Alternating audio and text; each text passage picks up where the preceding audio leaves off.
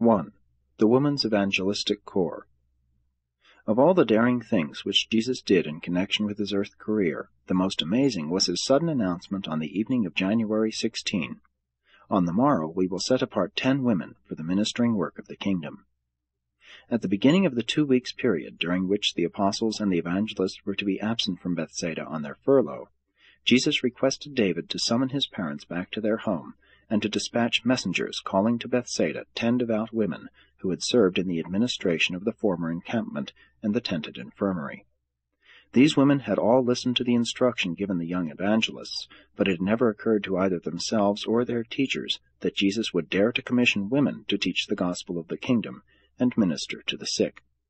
These 10 women selected and commissioned by Jesus were Susanna, the daughter of the former Chazan of the Nazareth synagogue; Joanna, the wife of Chuza, the steward of Herod Antipas; Elizabeth, the daughter of a wealthy Jew of Tiberias and Sepphoris; Martha, the elder sister of Andrew and Peter; Rachel, the sister-in-law of Jude, the Master's brother in the flesh; Nasanta, the daughter of Elmon, the Syrian physician; Milcah, a cousin of the apostle Thomas; Ruth, the eldest daughter of Matthew Levi; Celta, the daughter of a Roman centurion; and Agamon, a widow of Damascus.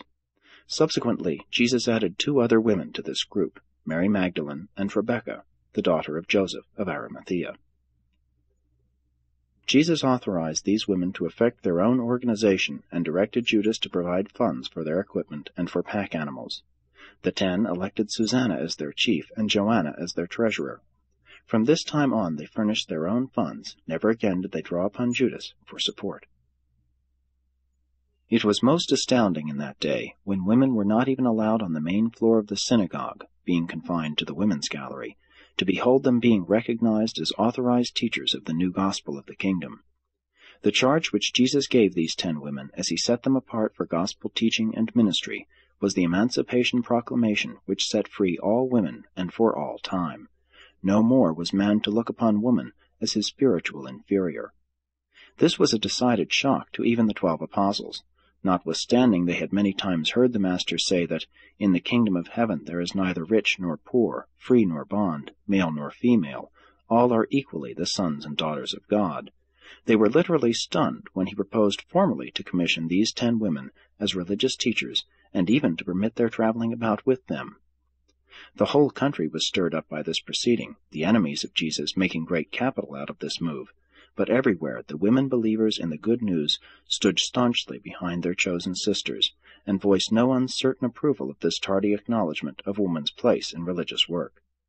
And this liberation of women, giving them due recognition, was practiced by the apostles immediately after the Master's departure, albeit they fell back to the olden customs in subsequent generations. Throughout the early days of the Christian Church, women teachers and ministers were called deaconesses, and were accorded general recognition. But Paul, despite the fact that he conceded all this in theory, never really incorporated it into his own attitude, and personally found it difficult to carry out in practice.